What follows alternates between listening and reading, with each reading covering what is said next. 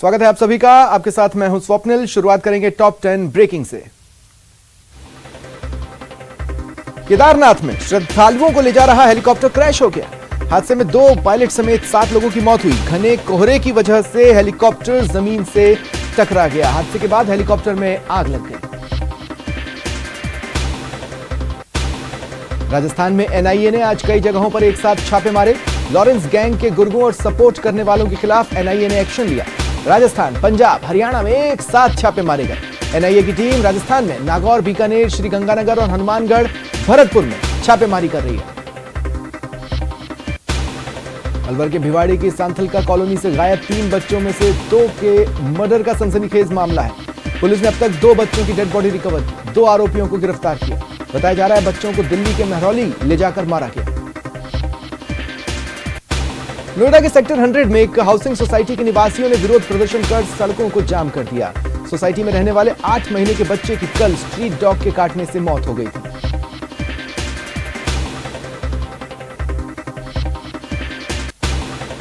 कश्मीर में फिर target killing. Jammu Kashmir के शोपियां में आतंकियों ने 2 गैर कश्मीरी मजदूरों की ग्रेनेड से हमला कर हत्या कर दी। दोनों की पहचान यूपी के कन्नौज के रहने वाले मनीष कुमार और राम सागर के तौर पर हुई।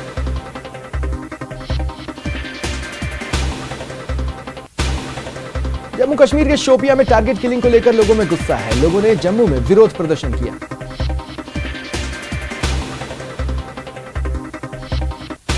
कश्मीर में आतंकी हमले में मारे गए कन्नौज के मजदूर 1 माह पहले सेब के बागान में काम करने गए थे। उनकी मौत की सूचना के बाद घर वालों का रो रो कर बुरा हाल है। गुजरात के वडोदरा में आज सुबह दर्दनाक हादसा हुआ। NH48 के कपुराई ब्रिज के पास ट्रेलर ने लग्जरी बस को टक्कर मार दी। 6 यात्रियों की मौत हो गई। महाराष्ट्र के पुणे में भारी बारिश के बीच सड़कों के किनारे लगे पेड़ उखड़ गए। बड़े पैमाने पर जल जमाव की स्थिति है। लोगों की परेशानी बढ़ गई है। पूर्व ऑलराउंडर रॉजर बिन्नी भारतीय क्रिकेट कंट्रोल बोर्ड के 36वें प्रेसिडेंट बन गए। बोर्ड की एजीएम में आज बिन्नी को प्रेसिडेंट चुना गया। वो सौरभ गांगुली की जगह लेंगे। बीसीसीआई की एजीएम मुंबई के ताज होटल में हुई।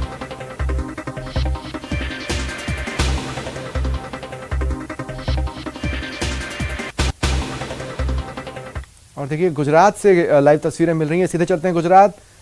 थराड़ में सीएम अशोक गहलोत जनसभा में पहुंच चुके हैं। कुछ ही देर में जनसभा को संबोधित करेंगे। बड़ी संख्या में लोग सुनने के लिए वहां पहुंचे।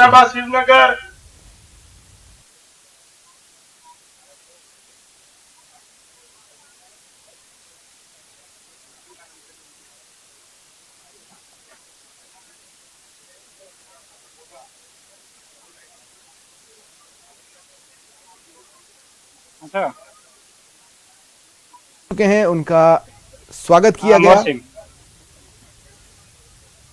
गुजरात के लिए अशोक गहलोत नया नाम नहीं है।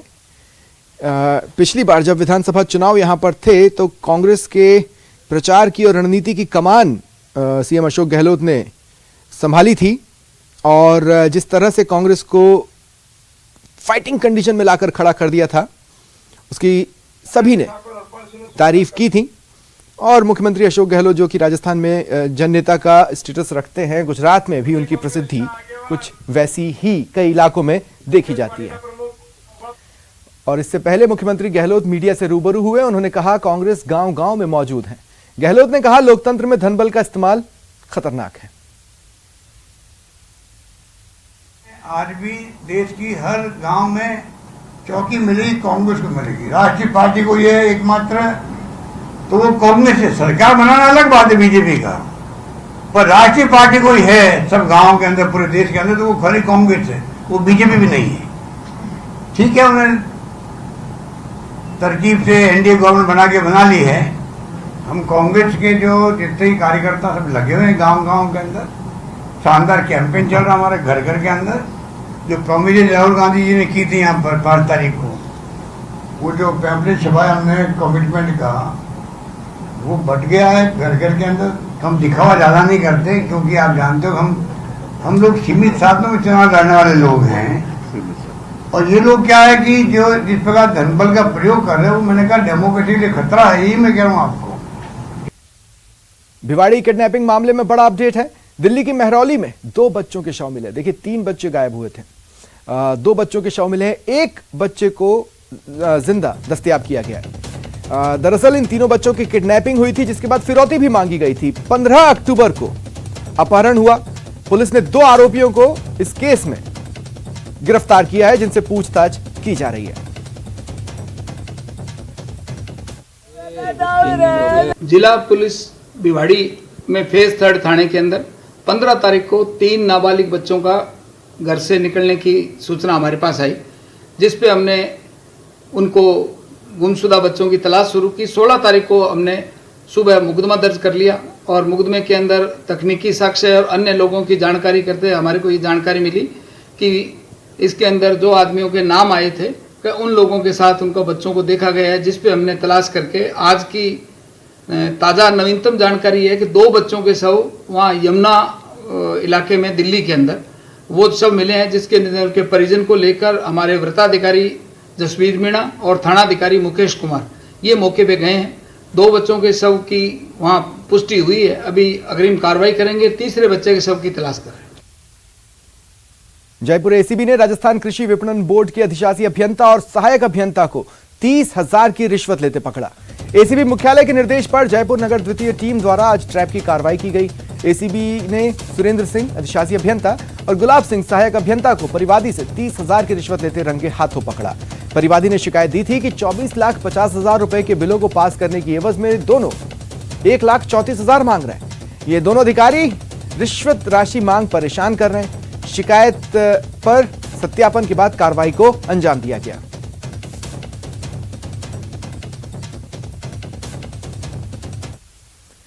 राजस्थान के सरकारी स्कूलों में टीचर्स की भर्ती से पहले ही विवाद शुरू हो गया है। सोमवार को मुख्यमंत्री गहलोत ने प्रदेश में 46,500 पदों पर भर्ती की स्वीकृति जारी की, जिसमें लेवल 1 में 6,000 पद बढ़ाकर 21,000 पदों पर भर्ती की घोषणा की। लेवल 2 में 6,000 पद घटाकर 25,500 पदों पर ही भर्ती का फैसला हुआ। इसके बाद सड़क से लेकर सोशल मीडिया तक मुख्यमंत्री के फैसले का विरोध हो रहा है। सोशल मीडिया पर राजस्थान के युवाओं की लेवल 2 के पद 32,000 करने की मांग ट्रेंड कर रही है।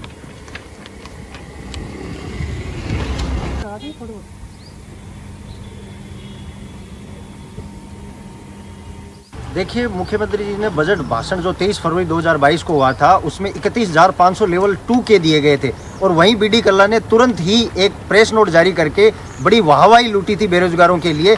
लेकिन जो कल मुख्यमंत्री महोदय ने प्रेस नोट जारी किया है, ट्वीट किया है, उसमें स्पष्ट लिखा है कि लेवल 2 के अभ्यर्थियों के पद 6,000 कम कर दिए गए हैं, वो लेवल 1 में बढ़ा दिए गए। तो हमें लेवल 1 से कोई आपत्ति नहीं है, उनके बढ़ाएं, बहुत अच्छी खुशी की बात है।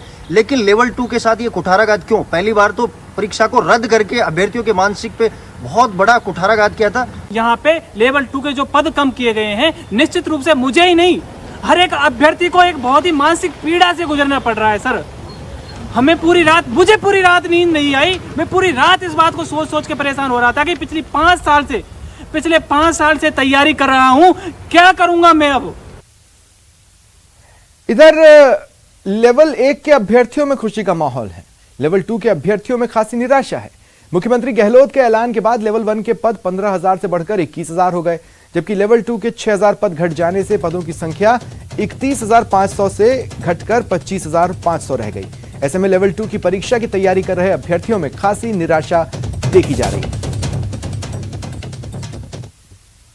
लेवल फर्स्ट में राज्य सरकार ने जो 6,000 पद बढ़ा दिए हैं, जो कि पहले 15,000 पद थे, अब उन्हें बढ़ाकर 21,000 कर दिया गया है। और सेकंड लेवल में जो मुख्यमंत्री अशोक गहलोत ने 6,000 पदों को घटाकर कम कर दिया है, ये बेरोजगारों के लिए एक बुरी खबर है। हम तो मुख्यमंत्री अशोक गहलोत जी से यही मांग करते हैं कि जो सेकंड लेवल है उनको पदों को बढ़ा दिया जाए, और यही मांग करेंगे कि और भी बढ़ाया जाए ताकि अधिक से अधिक बेरोजगारों को रोजगार प्राप्त हो सके। बीजेपी की प्रदेश इकाई ने विधानसभा अध्यक्ष सीपी जोशी के घर पहुंचकर उन्हें ज्ञापन दिया। 91 विधायकों के इस्तीफे को लेकर संवैधानिक कार्रवाई और पद पर कार्यरत होने का विरोध किया। बीजेपी प्रदेश अध्यक्ष सतीश पूनिया, नेता प्रतिपक्ष गुलाब चंद कटारिया और कई दिग्गज इस दौरान मौजूद रहे।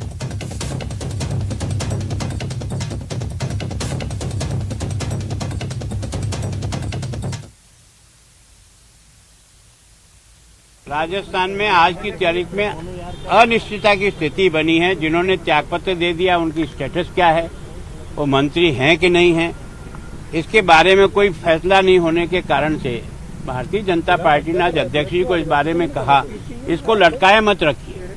आपको जो भी जानकारी करनी है, जिस तरह की जानकारी करनी है, जो निर्णय लेना है, निर्णय लेकर जनता के सामने रखो, ताकि जनता वस्तु स्थिति को समझ करके इस विधानसभा के 15वीं विधानसभा की क्या स्टेटस है, ये कम से कम जनता के बीच में जाए। और हमारा आग्रह यह है कि जो इच्छा जाहिर कर देने मात्र से ही त्यागपत्र स्वीकार हो जाता है। अगर उसमें अरंतु परंतु लगाया, मैं इस कारण से दे रहा हूं, मैं यूं दे रहा हूं, तो उसकी तो जांच हो सकती है। जिसमें एक लाइन का अगर प्रस्ताव है और व्यक्तिगत प्रस्ताव है कि मैं सदन का त्याग करता हूं, इसका मतलब स्वीकार होना ही है। लेकिन उसको भी एक लंबी प्रक्रिया में, क्योंकि निर्णय तो अध्यक्ष जी के द्वारा ही होता है, उस निर्णय को इतना लंबा डालने से राजस्थान में अराजकता की स्थिति बनी हुई है कि या तो ये सियासी पाखंड था, और यदि पाखंड नहीं था और इस्तीफे सच्चाई थे, तो उसके लिए हम लोग स्पीकर के पास आए हैं। स्पीकर महोदय को पूरा अवसर मिले। उन्होंने भी कहा था कि मुझे, क्योंकि संवैधानिक मसला है, इसके लिए दूसरे प्रदेशों की मिसाल, देश की मिसाल, उसके बारे में अध्ययन करना, तो 2 हफ्ते का एक पर्याप्त समय उनको मिला था। और जब ये समय हो गया, तब हमने उनके दरवाजे पर गुहार लगाई है कि राजस्थान में ये पता लगे कि सरकार कौन चला रहा है, क्योंकि वो बंगला सरकारी लिए हुए हैं, खाट सरकारी तोड़ रहे हैं, गाड़ी सरकारी तोड़ रहे हैं, रोटियां सरकारी तोड़ रहे हैं, कलम सरकारी चला रहे हैं, तबादले सरकारी कर रहे हैं। तो हमारा ऐतराज ये है कि जब इस्तीफे दे दिए तो सरकार कौन चला रहा है। तो राजस्थान की जनता ये जानना चाहती है विपक्ष के द्वारा कि राजस्थान में जो संवैधानिक मशीनरी का जो फेल्योर हुआ है, अब स्पीकर साहब को ये तय करना है कि उस पर वो क्या निर्णय लेते हैं। उन्होंने कहा है कि मुझे थोड़ा वक्त चाहिए संवैधानिक प्रक्रिया का अध्ययन करने के लिए, जानकारी के लिए, और वो अपने हमने निवेदन किया कि आप इस कुर्सी पर विराजे हो। लोकतंत्र की ये सर्वोच्च कुर्सी है जो सदन के सदस्यों के प्रति आपको अधिकार देती है, और इस लिहाज से राजस्थान की जनता उत्सुक भी है और राजस्थान की जनता को भरोसा है कि आप कांग्रेस के इस पाखंड के विपरीत योग्य निर्णय लेंगे। हमने विधानसभा अध्यक्ष जी को कहा है, स्वेच्छा से जिन्होंने त्यागपत्र सौंपा, विधानसभा के नियम और प्रक्रियाओं के नियम 173(2) के तहत आपके पास ये विवेक तो है कि आप अपने विवेक का इस्तेमाल करके सुनिश्चित करें कि वो स्वेच्छा से था या नहीं था। या तो आप उनको नोटिस देकर पूछें, और या वो नौटंकी जिन्होंने की वो राजस्थान के अवाम से माफी मांगे। ये दोनों काम नहीं हो सकते कि आप मंत्री के रूप में ट्रांसफर में चांदी भी कूट रहे हो और आप सत्तारूढ़ दल के विधायक के रूप में जिला कमेटियों में भी जा रहे हो और त्यागपत्र का नौटंकी भी कर रहे हो। क्यों नहीं कहते कि हमने त्यागपत्र गलती से दे दिया, इसलिए हम आज इनके पास आए हैं। इधर कांग्रेस ने बीजेपी पर पलटवार किया और स्पीकर को ज्ञापन सौंपने को बीजेपी का दिखावा बताया। बीजेपी के साथ दिक्कत यह है कि बीजेपी झूठ, फरेब और धोखे की राजनीति करती है। पूरा देश परेशान है, पूरा देश रो रहा है, खून के आंसू रो रहा है। महंगाई, गरीबी और बेरोजगारी जबरदस्त है, रुपया गिर रहा है। कहां गए बीजेपी के वादे? अब और नहीं पेट्रोल डीजल की मार, अब की बार मोदी सरकार जवाब दो। आटे दाल चावल पर टैक्स लगा दिया बीजेपी के लोगों। नाटक करने के लिए ये बीजेपी के जो विपक्ष के लोग हैं, ये मुकाबला चल रहा है इनमें और वसुंधरा जी में। वसुंधरा जी मंदिरों में जा रही है, हालत इनकी पतली हो रही है। तो तुम्हारा जो मुकाबला आपस में, तो जवाब तो देना पड़ेगा। ना तो वसुंधरा जी 4 साल तक नजर आई, ना ये नजर आए। विपक्ष की भूमिका निभाने में जो बीजेपी फेल हो गई, वो बीजेपी क्या नाटक करने अध्यक्ष जी के यहां पर गई है। एक आंदोलन ये नहीं कर पाए। कल इन्होंने कोशिश की शेखावाटी में भीड़ जुटाने की, तो वहां पर भी भीड़ नहीं जुटी, क्योंकि वहां लोकल फतेहपुर का आदमी तो इकट्ठा हुआ नहीं, और इधर उधर से उन्होंने भीड़ इकट्ठी कर ली। बीजेपी को आने वाले चुनाव में आप देख लेना, 2024 में जब चुनाव होगा, बीजेपी की इस देश में विदाई की शुरुआत राजस्थान से होगी। हमारा काम बोलता है, हमारी सच्चाई बोलती है, हमारी ईमानदारी बोलती है। बुजुर्ग, विकलांग, विधवा पेंशन 1 करोड़ लोगों को हम दे रहे हैं। राजस्थान में नौजवान के लिए काम हो रहा है, उनको रोजगार मिल रहा है। और आप इस बात को जानते हैं, हमारा मेडिकल का मॉडल पूरी दुनिया में नंबर 1 पर है। दवाई फ्री, जांच फ्री, इलाज free, heart transplant free, kidney transplant free, हर दवाई फ्री, 10 लाख तक का प्राइवेट अस्पतालों में इलाज फ्री, सरकारी में सब कुछ फ्री। हमारा काम बोल रहा है। तो ये कर कुछ नहीं रहे हैं, इनके पास कोई सामान नहीं है, न इनके पास जनता को देने के लिए, जनता को प्रभावित करने के लिए कोई काम है। उधर वसुंधरा जी अलग कर रही हैं, ये अलग कर रही हैं। तो पहले तुम एक तो हो जाओ, एक होकर के तो आ जाओ कांग्रेस के सामने। भाई कांग्रेस तो इकट्ठी है, कांग्रेस में तो 5 साल अशोक गहलोत का झंडा बरकरार रहेगा। चलिए बढ़ते हैं आगे। प्रदेश में मिलावटखोरी की खबरें हर दिशा से आ रही हैं, उन पर कार्रवाई भी हो रही है, लेकिन जरूरत यह भी है कि आप और हम सावधान रहें, सतर्क रहें। सरकार भी अभियान चला रही है, शुद्ध के लिए युद्ध अभियान, लेकिन आपको भी जागरूक बनना है। मिलावटखोरों का पता चले तो शिकायत कीजिए, साथ ही इनाम भी पाइए। दिवाली से पहले न्यूज 18 की मुहिम।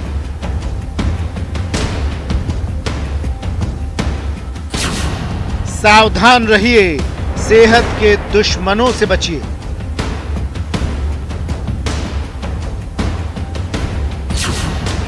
मीठा जहर कहीं महंगा ना पड़ जाए।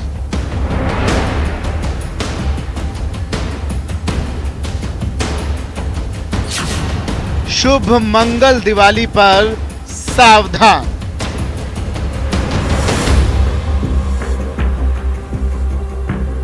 सावधान रहिए, सतर्क रहिए। दिवाली पर खुशियां मनाइए, अपनों संग मिठाइयां बांटिए, खुद भी खाइए और दूसरों को भी खिलाइए, लेकिन सावधान जरूर रहिए, क्योंकि जिस मिठाई के स्वाद को आप बड़े चाव से चख रहे हैं, हो सकता है उससे आपकी जिंदगी दांव पर लग जाए, क्योंकि सेहत के दुश्मनों की नजर आप पर है, मिलावटखोरों की नजर आपकी जेब पर है। मकसद है दिवाली में बम्पर कमाई का, लेकिन शर्त है आपकी सेहत को दांव पर लगाकर।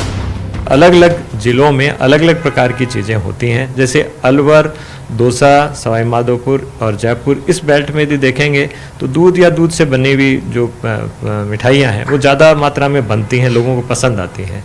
तो इनमें चूँकि इस तरह की मिठाइयों पे जो है वो ज़्यादा मिलता है। कोटा और इस साइड में जाएंगे तो मिर्च मसाले, इसमें भी ज़्यादा चीज़ मिलेगी। तो अलग अलग जगह पे अलग अलग चीज़ें हैं, लेकिन मावा और दूध से बनी जो मिठाइयाँ हैं इस पर फिलहाल बहुत ज़्यादा फोकस है, क्योंकि ये बहुत कम समय के लिए ही प्रिजर्व हो पाती हैं और इसमें यदि कोई मिलावट है तो उससे दिक्कत हो सकती है, इसलिए विशेष ध्यान इस पर दिया जाए। ऐसा नहीं है कि सरकार एक्शन में नहीं, ताबड़तोड़ कार्रवाई चल रही है मिलावट के खिलाफ। तस्वीरें दो हैं, लेकिन कहानी एक। कहानी वही मिलावट वाली, कहानी वही मिलावटखोरों के मुनाफे वाली, कहानी वही सेहत के दुश्मनों की साजिश वाली। दीपावली के अभियान पे सतत निगरानी रखी जा रही है। विभिन्न स्थानों पर नमूनीकरण की और निरीक्षण की कार्रवाई की जा रही है। जैसे ही कोई सूचना मिलती है उस पर भी तुरंत कार्रवाई करके नमूनीकरण की और उस मिलावट को रोकने की कार्रवाई की जा रही है। दरअसल फेस्टिव सीजन में डिमांड ज्यादा होती है और सप्लाई कम, लिहाजा मिलावटखोरों को पनपने का मौका मिल जाता है और यहीं से शुरू होता है मिलावटखोरों का मिलावट वाला खेल। हालांकि इस बार सरकार पूरी तरह से तैयार है मिलावटखोरों को सबक सिखाने के लिए। मिलावट के खिलाफ अपने इलाके के खाद्य विभाग के दफ्तर में शिकायत करें। Food safety and standard authority of India में शिकायत की जा सकती है। FSSAI में इस नंबर पर शिकायत करें। टोल फ्री नंबर है 1800112100। अगर कार्रवाई ना हो तो आप उपभोक्ता अदालत भी जा सकते हैं। राजस्थान में मिलावट की शिकायत हेल्पलाइन नंबर 181 पर भी कर सकते हैं। मिलावट की जानकारी देने वाले को 51,000 रुपए का इनाम दिया जाएगा। आमजन को जोड़ने के लिए मुख्यमंत्री महोदय ने घोषणा भी की है मुखबिर योजना, जिसमें आमजन की चूँकि भागीदारी रहेगी, उससे हमें ऐसी जगह का भी पता चल पाएगा जहाँ पे अनऑथोराइज्ड प्लेस है और वहाँ पर कोई मिलावट हो रही है और निर्माण हो रहा है।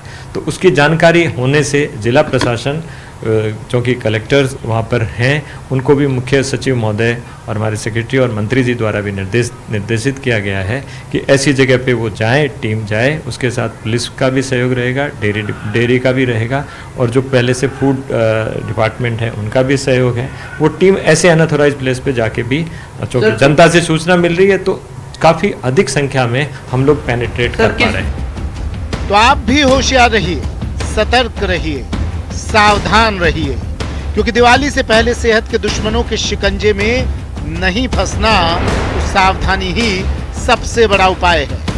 और हाँ, कहीं आप भी मिलावटखोरों का पता जानते हैं, बस अपनी जिम्मेदारी निभाइए, सरकार के अभियान का हिस्सा बनिए। जयपुर से न्यूज़ 18 राजस्थान के लिए सौरभ गृहस्थी की रिपोर्ट। और चित्तौड़गढ़ से एक बड़ी खबर मिल रही है चोरी की। चित्तौड़गढ़ से इस वक्त की बड़ी खबर, 5 लाख की चोरी हुई है। दरअसल बताया जा रहा है कि मोटरसाइकिल की डिग्गी से 5 लाख रुपए चोर चुरा ले गए। निम्बाहेड़ा के कोतवाली थाना क्षेत्र में चोरों ने इस वारदात को अंजाम दिया। दीपक चुगवानी नाम के एक शख्स को चोरों ने अपना निशाना बनाया। व्यक्ति बेकरी की दुकान में गया था, अज्ञात चोरों ने वारदात को अंजाम दे दिया। चोरी की वारदात वहां लगे सीसीटीवी कैमरे में कैद हुई। पुलिस ने मामला दर्ज कर लिया है और जांच शुरू कर दी है। इन सीसीटीवी फुटेजेस के आधार पर जांच आगे बढ़ाई जा रही है। एक शख्स जिसने बाइक की डिग्गी में पैसे रखे, वो बेकरी के अंदर गया। बदमाशों ने यह ताड़ा इसे मौके के रूप में देखा और डिग्गी से रुपए पार कर दिए। एक्सक्लूसिव तस्वीरें हैं। हो सकता है खबर के बारे में आपको अन्य किसी माध्यम से जानकारी मिली, लेकिन तस्वीरें सिर्फ हमारे पास है, जो कि आपकी टीवी स्क्रीन पर है। आप देख सकते हैं किस तरह से शातिर चोरों ने मौका ताड़कर बाइक की डिग्गी में रखे रुपए निकाले और चंपत हो गए।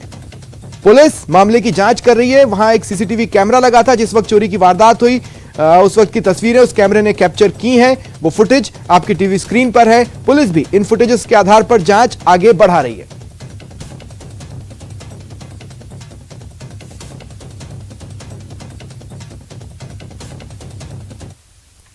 सेहत के दुश्मनों की नजर आप पर है, मिलावटखोरों की नजर आपकी जेब पर भी है, सेहत पर भी है।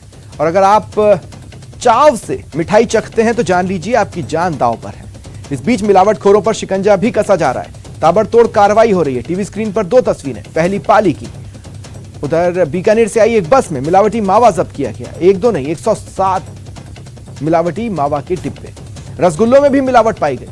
अब सैंपलिंग के बाद इन्हें नष्ट कर दिया गया है। दूसरी तस्वीर अलवर जिले के बानसूर में शुद्ध के लिए युद्ध अभियान से जुड़ी हुई। एक पिकअप से 1800 किलो मिलावटी कलाकंद जब्त किया गया। फिलहाल इतना ही, नमस्कार।